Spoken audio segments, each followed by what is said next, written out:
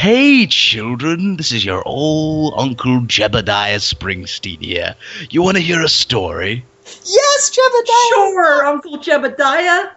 Well, I've got this really awesome storybook called the Necronomicon of the Mad Arab Abdul El-Hazred, and it has the most adorable little trans-dimensional horror gods you've ever seen in your lives. And be careful, don't mention their names out loud, because then that will summon them and they will eat your faces. Oh, no, Jebediah! Oh, don't worry, but they do it cute-like. Let me tell you about this one fellow who's the center of this horrible tome of horrors. His name is Cthulhu. He's a horrible... Yes. What's that? Well, Cthulhu is this pan-dimensional horror god of madness who lives in an underwater city at the bottom of the Atlantic Ocean. He's actually dead, but not dead at the same time. He just sleeps. And he dreams. Jebediah, that doesn't make any sense. Well, Explain. I would try to explain it to you, but your poor innocent little minds will start to bleed. But anyway, I just study quantum physics. quantum physics. He is beyond quantum physics. He does what your mother does to all those multiple men to quantum physics. He uses quantum physics. I'm not going to go into it because I don't want to... I'll tell you later. Basically, Cthulhu is this pan-dimensional horror being who lives at the bottom of the ocean in this underwater city named Riyah. And he's sleeping, and he's also dead, but still somehow alive. It doesn't make sense, I know, but I'll explain to you later on. But basically, he's sleeping, and you know what? He's just waiting for the stars to come right again so he can release his hordes of monsters from underneath the ocean, and he's just waiting for the secret cult to awaken him. And you know who his avatar is? Who, Jebediah, who?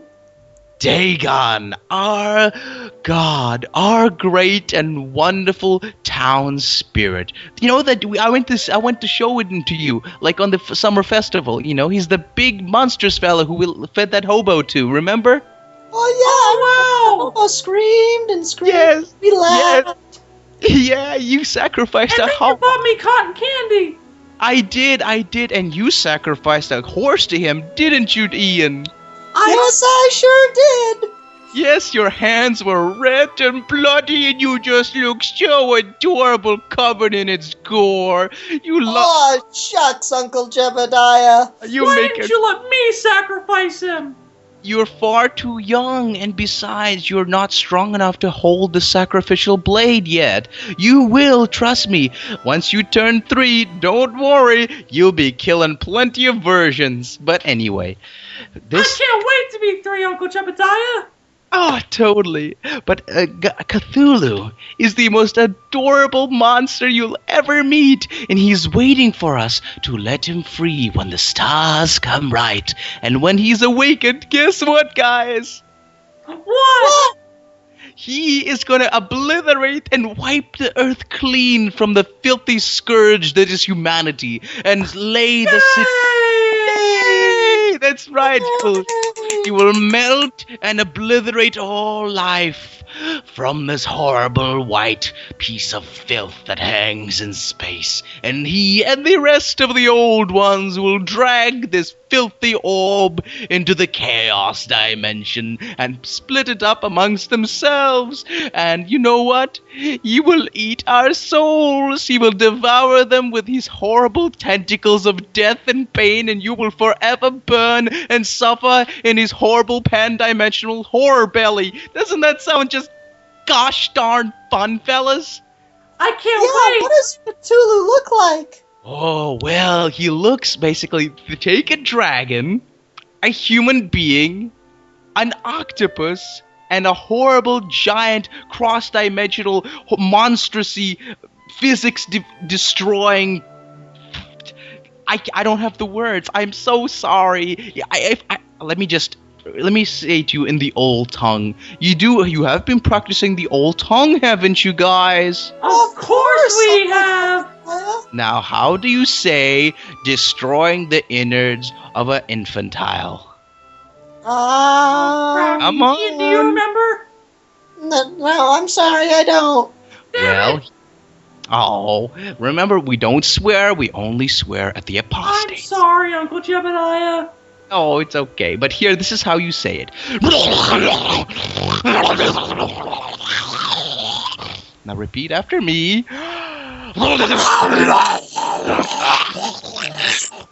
Oh, no. You guys have to snort more and spit more acid. But anyway, you know who Mother Hydra is? Mm-hmm. Well, you liar, Ian. You don't know who Mother Hydra is. She's the sweetest lady well, she's not actually a lady, but she's somewhat female. She is the wife of our great Lord Dagon. She is the one that's pumping out all those legions of fish people that come in from the cove to breed with your mommies. Oh. That sounds Yeah. adorable, Uncle Jebediah. It is. You know what? Your baby is now. You look somewhat human, but guess who your daddy is? Oh, Who? Well, Oh. he's. Who? Well, he. Let me explain. He is 7 feet tall. He has green muscle. Well, it's not exactly muscle. It's more. Goodness. Well, he's big, green, scaly, smells like rotted fish, giant gills, teeth that are meant for rending the faces of infantile. No, Gentiles. That's the right word. His teeth have been created to render the faces of Gentiles, and he's your daddy. It's Dagon. You're the two bringers of the death apocalypse. Ian, we finally know who our real father is. Yay! Somewhat human now. Well, not you, Ian, because the bottom half of your body is all hideously deformed with tentacles. But, above, I always that's... wondered about that. I could give the bestest hugs. Yes, that's right. That's why we keep you all bundled up and make you wear all those parachute pants. When we ever take you out in public, of course. But, you see, the problem is, well, there can only be one, fellas, and...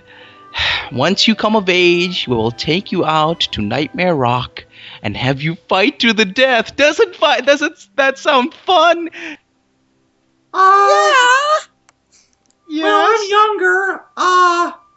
Can I pass on this? Can I not go into the family business? Oh, well, no. Well, you see, you... He's such a fraidy pants. Yes, you are. I know he is. That's what. He's probably gonna lose because you have more old one in you, Ian. Unfortunately, poor Billy, since having the lesser, weaker human genes, will probably get ripped apart. And you will only get bigger, Ian. You'll get taller and bigger and stronger. But you... Yay! Yeah, but I the don't thing... like this story anymore. Well, Billy, here's the consolation. You will go slowly more and more insane as you get older. You see, you still have the blood of the old ones running through your veins, and it will slowly drive you insane. You will hear voices and smell things that are not really there, or they might be. You might be communicating with pan-dimensional creatures that are seeking out your soul, but yeah, you'll still go insane. And, as they say, insanity gives crazy people strength, and you might actually win.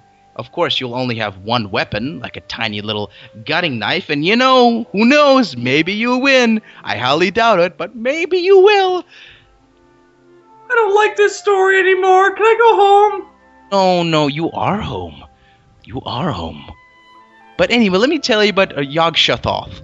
Basically, you know who Yog-Sothoth is? No. I don't think I want to know. Oh, you'd love this story. He's adorable. Basically, he is the formless chaos at the center of the universe, held back by two idiot flute players from engulfing all reality and obliterating all life. And he just, dances. Well, he doesn't have feet or legs or any sort of form, but he does things. He wobbles around, which are pitiful fleshly brains can only call dancing, because if those two idiot flute players stop playing, you know what's gonna happen? What? All reality will be obliterated. And, you see, we are waiting for that day when Cthulhu will be released from his slumber and we would take the earth into the chaos dimensions, and then the old ones will be free to go and kill those two idiot flute players and leave and let Yog-Sothoth obliterate all creation. And then we'll all go back the way it used to, formless nothingness. Hooray! Formless nothingness. Billy, you don't seem so enthused. What's wrong with you? Well, you just told me that I'm probably going to be killed in a few years, so you'll excuse me, Uncle Jebediah. I just kind of, I'm not really into this anymore. For shame, Billy. Why are you being so selfish? I don't want to die, Uncle Jebediah. Your death will serve a higher purpose, don't you know that? And maybe you will win, who knows? It all depends on your cruelty and tenacity. Hell, maybe if Ian chooses not to destroy you and completely rip all your limbs off, maybe you'll be an accountant for the town or something. I don't know. It all depends how closely, how much you hate. I wanted to be a NASCAR driver. Oh well, unfortunately, we both know that that's not gonna happen. But guys, you know those weird, awkward silences? This one. There's this other creature that's told about in the Necronomicon, who feeds off these uncomfortable silences and who grows large, fat, and plump from the energy of these uncomfortable silences. Sorry, the gills are coming through. Anyway, you know what's his name?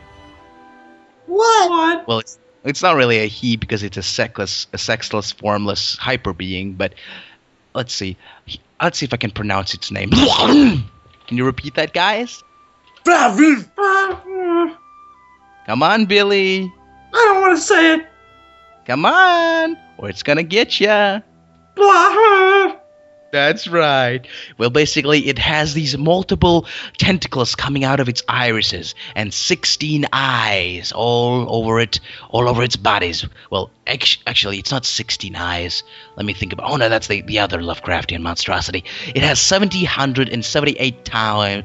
No, that's right. Sorry, the madness from this book is getting to me. It has 775 million eyes, all only under one armpit. And all those little suckers on the end of those testicles in its iris.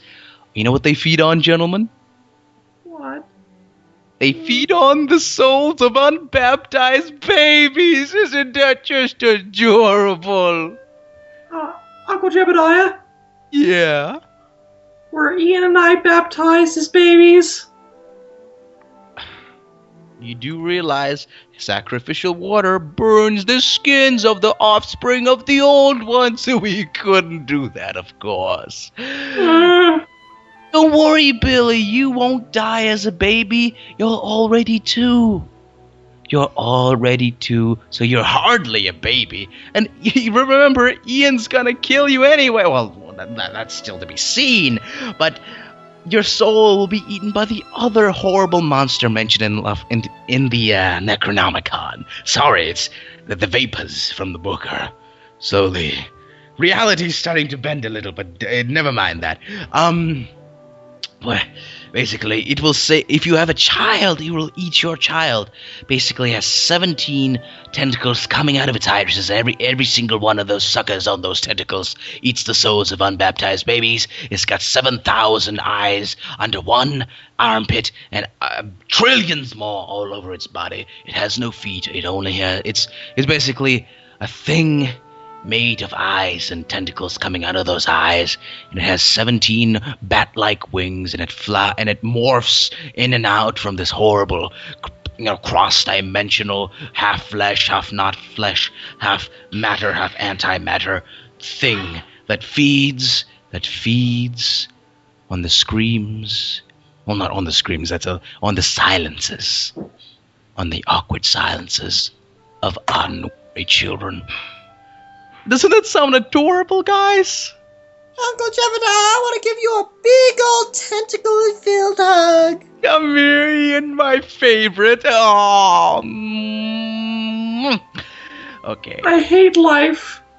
Don't worry. That's, Ian, Bill Mhm. just said something incredibly wise. That's the main creed of our church, to hate life. Because we are only pawns in the tentacles of Cthulhu. We are only his Sorry, that's the Grand High Priestess. She's just putting on her face. She's going out in public, and it's not her face. Anyway, yes. So I'm sorry. The madness from the book is starting to affect me a little bit. So I guess we have to finish this story soon. Thanks for reading us a story, Uncle Jebediah. Well, it's not really a story because there wasn't any form or structure or a beginning or middle or end. It was just ramblings from this book, which is slowly driving me mad. Are you feeling mad? Are you feeling even slightly crazy, boys? I want to get out of here. You can't. You look hideous. And if you try to ask those normal people outside of town, they'll just lynch you. Oh, isn't that adorable? But soon they will be wiped from the earth, as shall we. And we will have the honor of roasting in the 17th stomach of Cthulhu, in the one with the most acid in it. Aww. All right. Well, sleep tight, boys. I love you. Mwah. Mwah. Good night.